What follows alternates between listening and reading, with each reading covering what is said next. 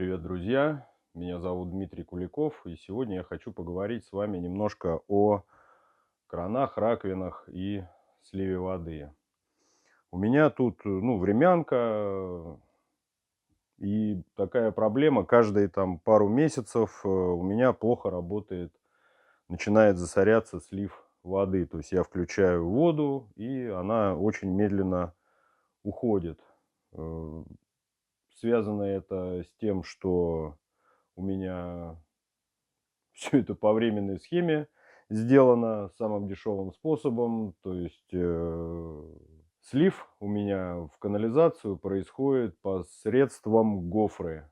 То есть неохота мне было делать стационарную систему, и я быстренько подключил достаточно длинной гофрой. И гофра забивается всякой грязью, потому что она не гладкая труба, сами понимаете, с заужениями, так сказать, и грязь вся скапливается на этих ребрышках и замедляет ток воды. Если замедляется ток воды, соответственно, вся грязь, она не улетает вместе с током воды в канализацию, а оседает на стенках канализационных труб. Это происходит не только в гофре, но и в дальнейшем туда вот, куда уходит у меня вот это слив воды из кухни.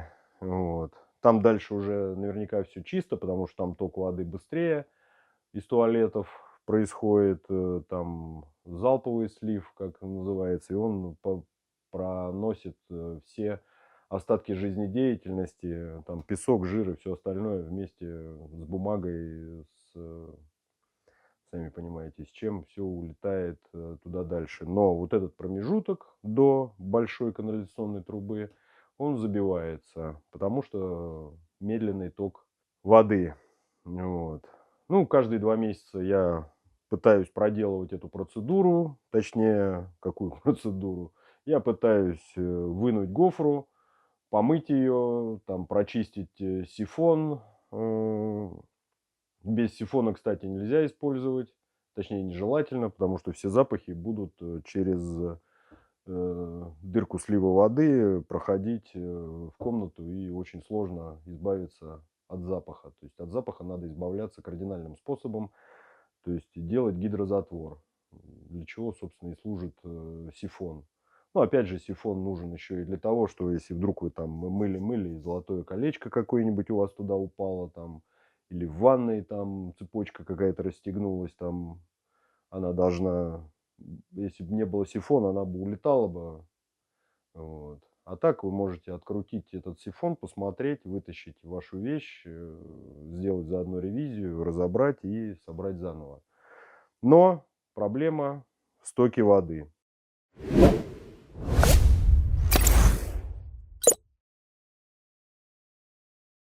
Включаю воду, ну, как бы мою посуду, допустим, умываюсь, бреюсь, неважно что.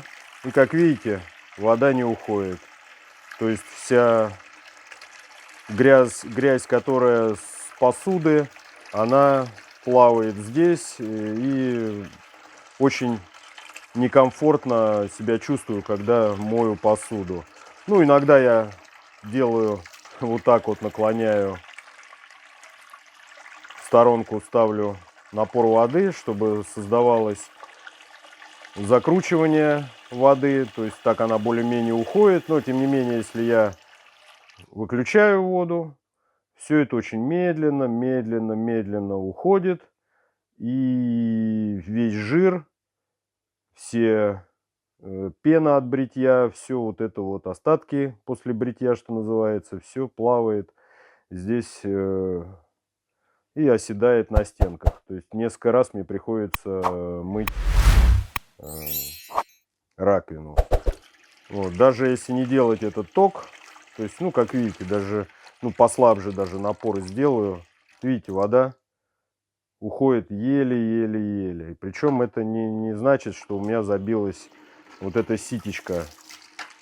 Все происходит, все точно так же и без ситечка. Как видите, вода постепенно наполняется, набирается раковина и очень слабо уходит. А если здесь еще какая-то грязь забивается, ложится, то, сами понимаете, вообще как бы не вариант.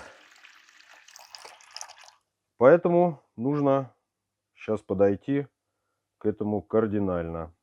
Вот так вот у меня организован слив, то есть сифон, и гофра идет туда уже в канализацию.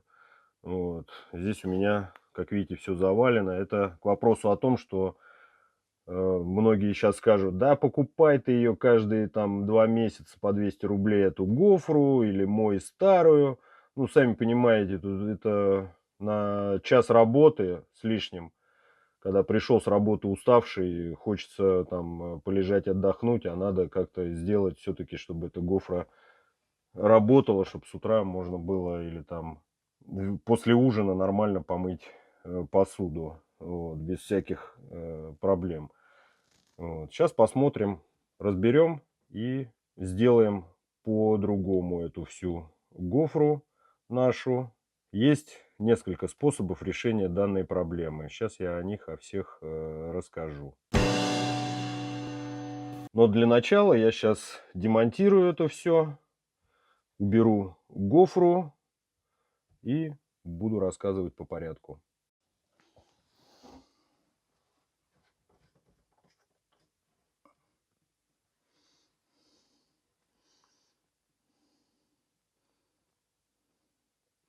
Вот она, вся прелесть гофры.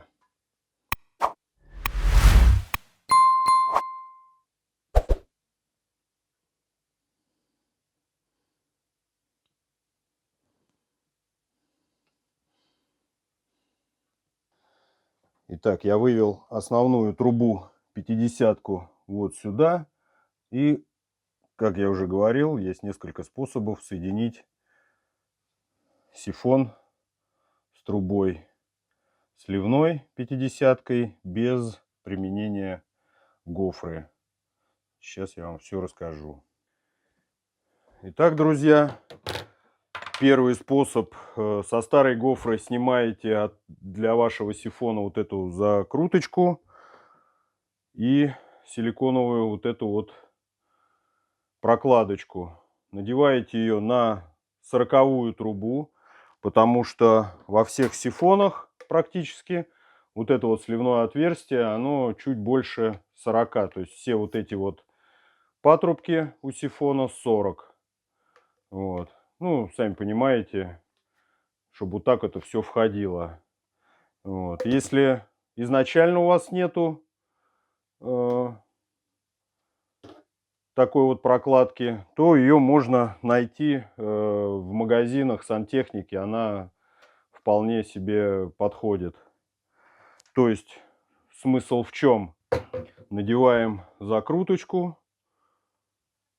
гаечку, надеваем прокладочку, вставляем все это дело в сифон и закручиваем. Ну, соответственно, подгоняем потом уголками, переходничками до вашей трубы. Не забудьте обязательно переходничок с 40-й трубы на 50-ку. Это первый, самый простой способ заменить гофру. Второй способ это вообще ничего не делать, не покупать 40-ю трубу, а просто взять 50-ю и вот так вот ее аккуратненько сюда надеть. Но она, как видите, болтается и будет протекать. Поэтому ее надо взять, купить вот эту такую вот резинку от 40-й трубы, ставить ее сюда, смазать обязательно жидким мылом или чем угодно, и сюда уже засунуть. И будет уже достаточно плотно, как видите, уже тут не так все. Но надо очень аккуратно, чтобы прокладка туда внутрь не пролетела, поэтому ее так вот аккуратненько. Но это совсем для ленивых случай. Ну, ребят, и третий случай – это уже сделать сифон непосредственно из труб канализационных. На самом деле предвижу всякие комментарии о том, что так нельзя, так все потечет.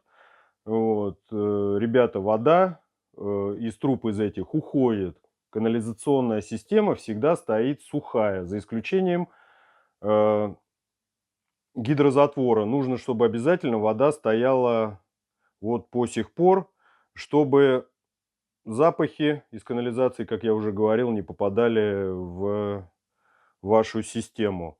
Вот. Почему? Это делается из 40-й трубы, потому что слив из раковины идет обычно 40-й трубой. То есть вы вот так вставили, вот, и все. Как бы никаких проблем с этим нету. И здесь переходник в 50-ку, не забудьте. И здесь будет у вас очень хороший ток жидкости. Скорость будет большая достаточно, все будет уходить. Вот. Ну, я, наверное, сделаю самым простым способом. Сейчас 40-очку отпилю, у меня уже, в принципе, все готово. Вот. И сделаю ее в существующий сифон.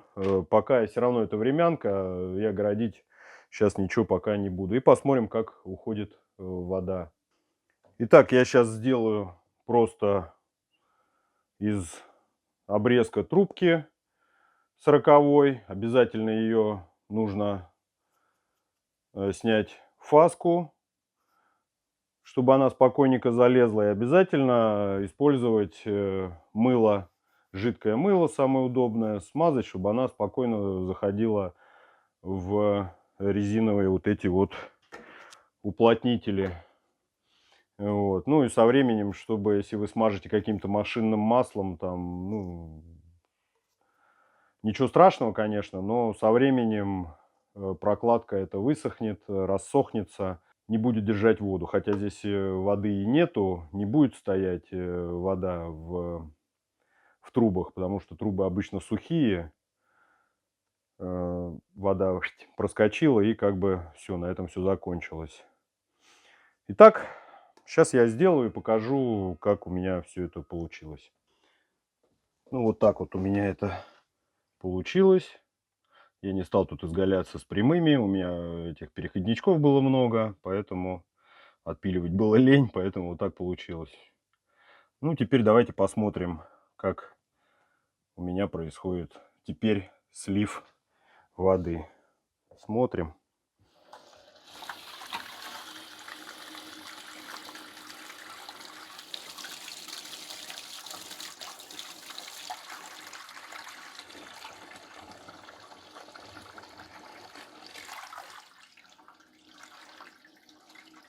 Ну, уже не стоит, но все равно много, потому что напор большой. Закрываем. Пумс. Все ушло.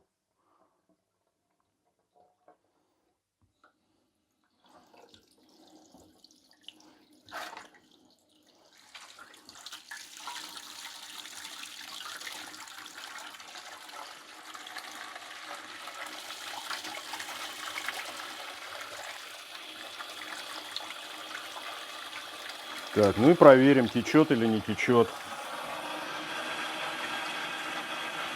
Не, вроде ничего не капает, все сухо. Все уходит.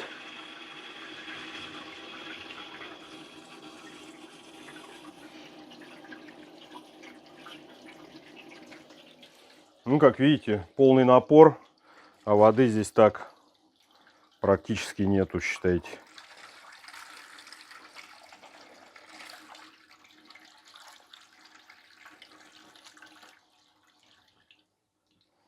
Все, раз, и воды нету, все. Красота по сравнению с тем, что было. Заняло это примерно 15 минут, вся эта процедура. Итак, друзья мои, мелкую проблему на кухне я решил. То же самое касается и ванной. Сейчас я покажу, кстати, что у меня в ванной происходит. Гофра у меня под душевой кабиной выглядит вот таким вот образом. Я тут уже пытался подложить что-то, чтобы она не прогибалась так сильно. Тоже проблема со сливом. Вот, буду ее тоже решать. Но, кстати, в меньшей степени это касается умывальника в ванной, как ни странно. Ну, почему странно? То есть здесь мы только чистим зубы, бреемся, и никаких жиров тут нету, ничего тут мы не делаем такого. Ну, руки помыли, там, ну, зубы почистили, там, я не знаю, побрились, там, максимум там голову помыли. И здесь этой проблемы особо не наблюдается. То есть засоряться как бы нечему. Вот Гофри уже там 1,5 года, она как бы стоит, и никаких особых у меня проблем она не вызывает. Все сливается достаточно хорошо. Поэтому, на мой взгляд, надо делать это все в ванной, слив ванны и слив кухни. Ну вот, друзья мои, если вам понравилось видео, если было познавательно, интересно и полезно, не забывайте ставить лайк, подпишитесь на канал, если такой контент вам интересен. Дальше будет еще что-нибудь интересное, обязательно что-то будет. Обязательно что-нибудь расскажу и покажу. Ну, на этом все. Спасибо, что смотрите. Пока. Пока.